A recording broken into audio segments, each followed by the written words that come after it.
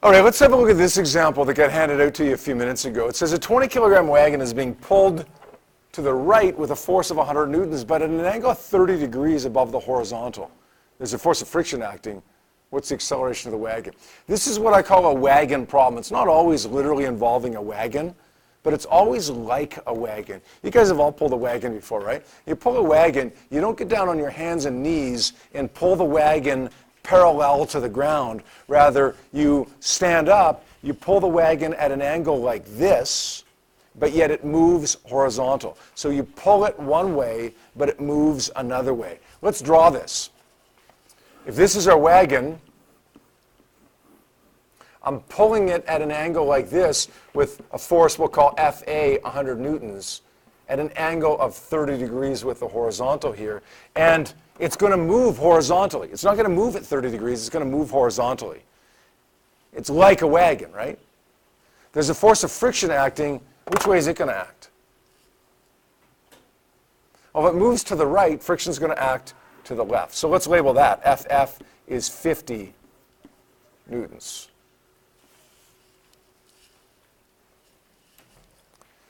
Now, if it moved at some angle, like 30 degrees, I wouldn't call this a wagon problem. The wagon problem is when I pull it at a certain angle, but yet it moves horizontally, like when you pull a wagon. Okay, my son used to have a paper route, and he used to take all his Western wheels in the wagon. Okay, he's pulling, I don't know, 20 kilograms of Western wheel newspapers. He's not down on his hands and knees and pulling it like this so that it's parallel to the ground. Okay, that would be physically more efficient, but anatomically not particularly efficient, right? Does that make sense? Okay. When I'm pulling it at 100 newtons like this, problem is I'm wasting some of my force, right? I'm trying to pull it to the right, but yet I'm pulling it to the right and up. So I'm wasting some of my force. But anatomically, that's what ends up working for us sometimes. How do we find out the acceleration of this wagon? Well, there are two more forces acting here that we don't have labeled right now. What are they? Yeah, Ben? Gravity. Gravity is one of them. Yeah, I'm going to say, here, I'm going to draw this in a different color here. Gravity, we're going to say, is downward here. Okay, right there. What's the other force that we have acting here? Yeah? The normal force. Good. How big should the normal force be? Same as gravity, less than gravity, bigger than gravity? Same as gravity? No, it's actually not the same as gravity. Here, I'm going to change the color of that to green. It's actually not the same as gravity. It's less than gravity. It's less than gravity this time. How come? Yeah, William? Yeah. The downward, if it's not going to move up or down, if it's going to move just horizontally, then the up-down forces have to balance, right? But think about this. Gravity is acting down with a force of, well, it's 20 kilogram mass, so gravity is pulling down with a force of 196 newtons. But I'm helping the ground push up. The ground doesn't need to push up as hard as gravity because I'm pulling up too. You ever pick up a rock in water or a person in water and notice how light they feel? You ever notice that? It's because you don't have to push up as hard on that rock or that person because the buoyant force is helping you. Here, the normal force doesn't have to push up as hard because you're helping it. Really, what we got here is this. We have an x component of the applied force, an x component of the applied force, and we have a y component of the applied force. The force of gravity that acts down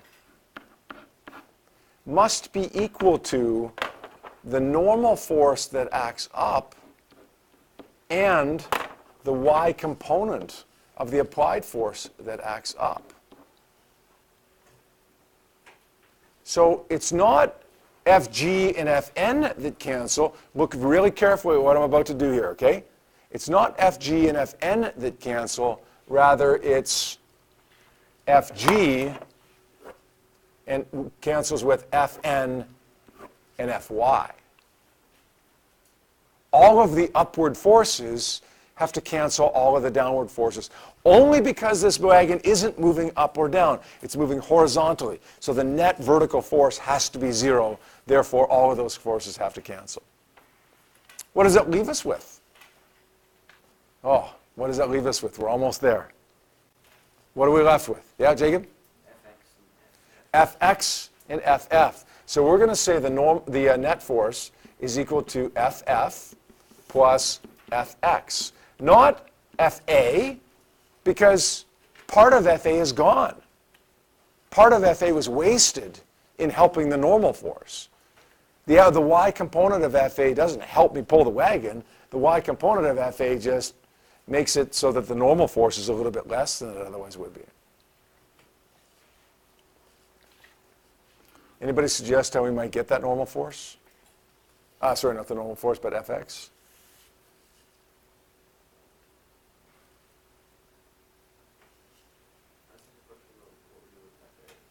Sorry, say it again? I'll answer that in a second here, okay? Yeah. Yeah, let's say cosine 30 degrees is equal to adjacent over the hypotenuse. See, this is 100 newtons right here. So what are we going to do with 100 newtons? Other than using it to get the x component, nothing. Like the 100 newtons isn't pulling this wagon. The 100 newtons isn't making the wagon move. The x component of the 100 newtons is making the wagon move. We're going to say Fx is equal to 100 cosine 30, which is 86.6 newtons. So when I pull with 100 newtons, how much of it actually moves the wagon? 86.6 newtons moves the wagon. The rest of it is wasted. The rest of it is just pulling up when the wagon isn't actually moving up. It's just helping the normal force out. So what makes this question different than all of those other questions? This part over here. We're going to say 20 times the acceleration equals the force of friction, which is negative 50 newtons, plus Fx, which is 86.6 newtons.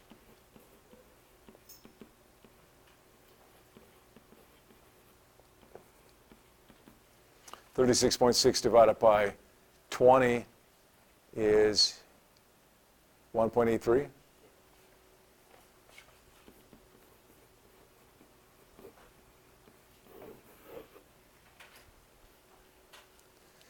Remember what we said, like we started this a while ago now. We've been doing so many of these multi-force problems, some of which look the same, some of which look a lot different.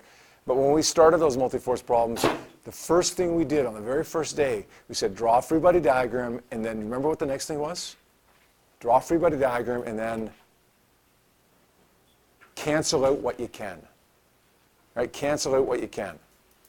Okay, that's exactly what we did here. We drew a free body diagram, and we were able to cancel out this and this and this time, leaving us with just this and this. Those are the only two forces left. Well, now it's easy. Okay, we say F net is equal to Ff plus Fx. Just got to get Fx, and good to go. Make sense?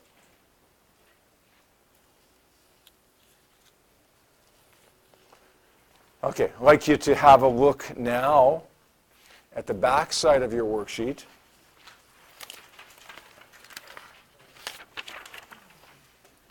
Specifically questions 16 and 17 from your worksheet, please. Questions 16 and 17.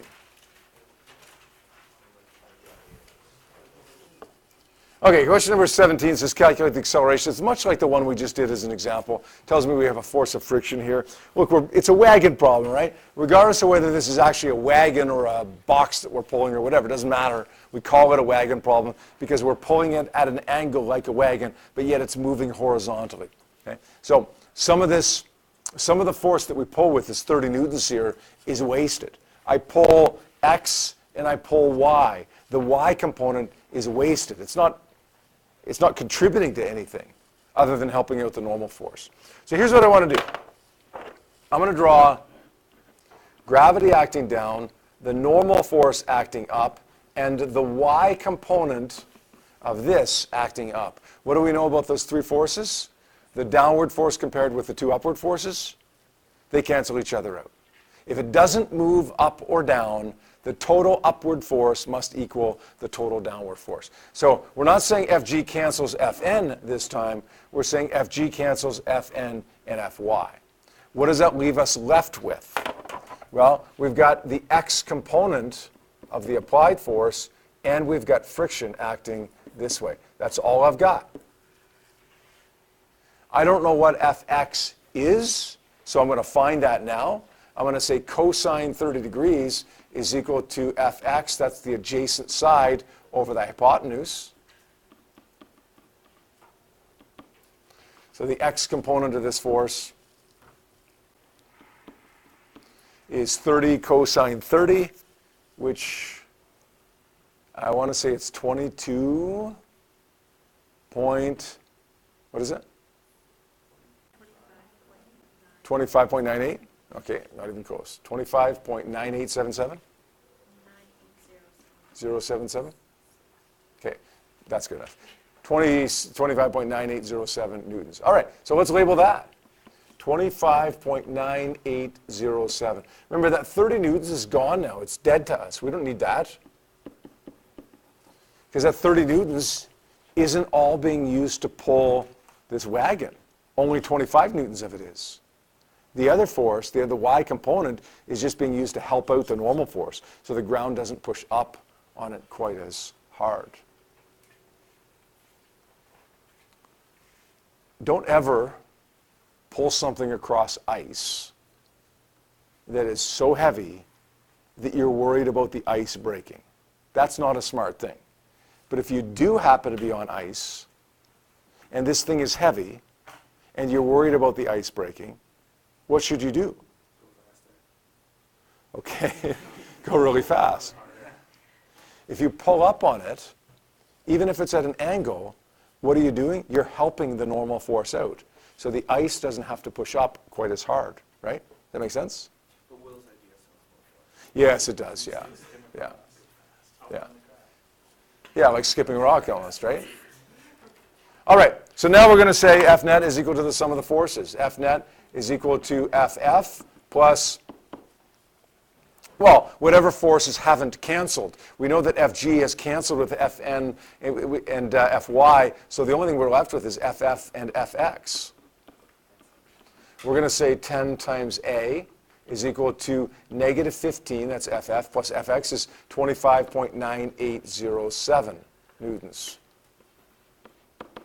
So what do we got on the right-hand side? 10.9807 divided by 10 is 1 point, what did I say, 10.98? 1.098, which rounded to two digits is 1.1 meters per second squared. Is that right? How many people got that? I know not everybody had a chance to quite be finished, but people on the right track for this? Yep, go ahead. What was the answer to 16? I got another example, the last one that I want to do with you today. It says calculate the net force acting on the object in the diagram below. This is not a wagon problem. This is a harder problem. Can anybody suggest to me why this is a harder problem? There's more to it than just F net is equal to the sum of the forces.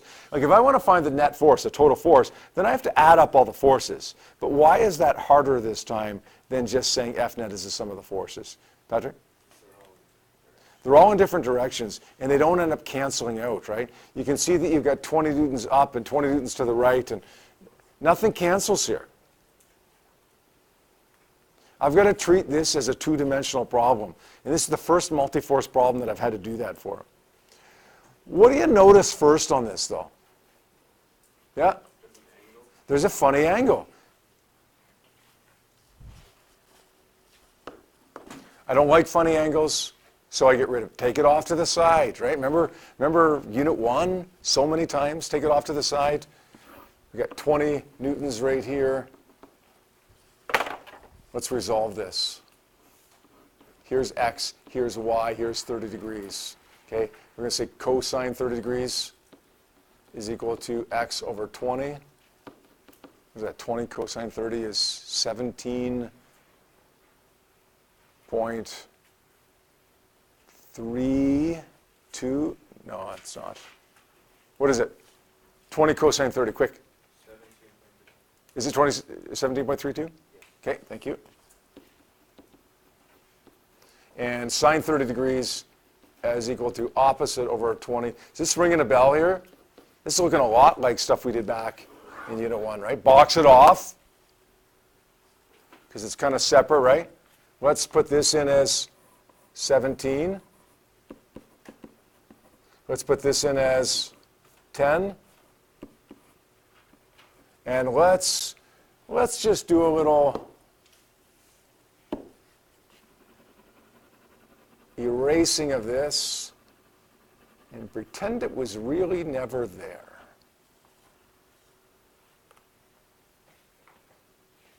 It's like that uncle in the family picture that nobody really likes. You just Photoshop out. Okay, pretend it was never really there.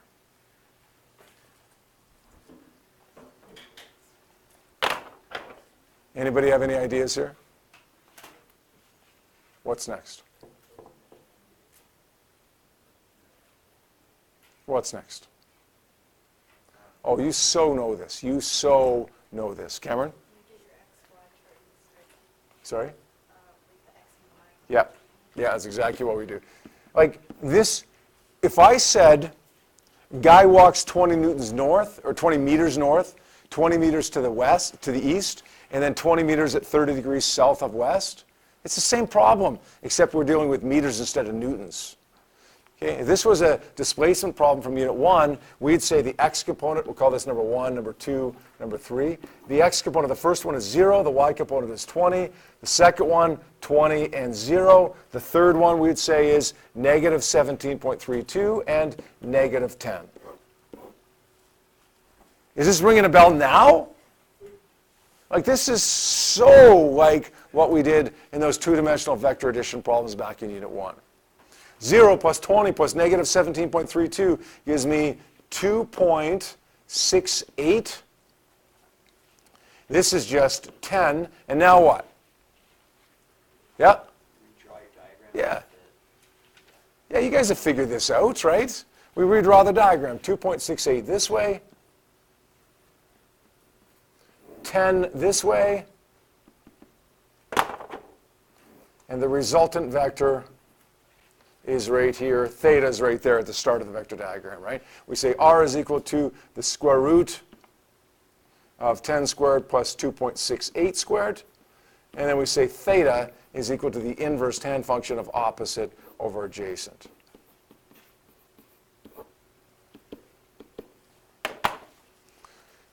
You know, sometimes when you go to math class, it's like, what's the point of math? Like, you understand how when we're doing physics, we're doing more practical stuff, but do you understand how sometimes, even when you go from one situation to a seemingly completely different situation, the underlying principle is still the math. The math is identical, right? It's identical to what it was in those displacement problems, even though here we're dealing with force problems. Let's calculate that resultant vector, both the magnitude and direction here.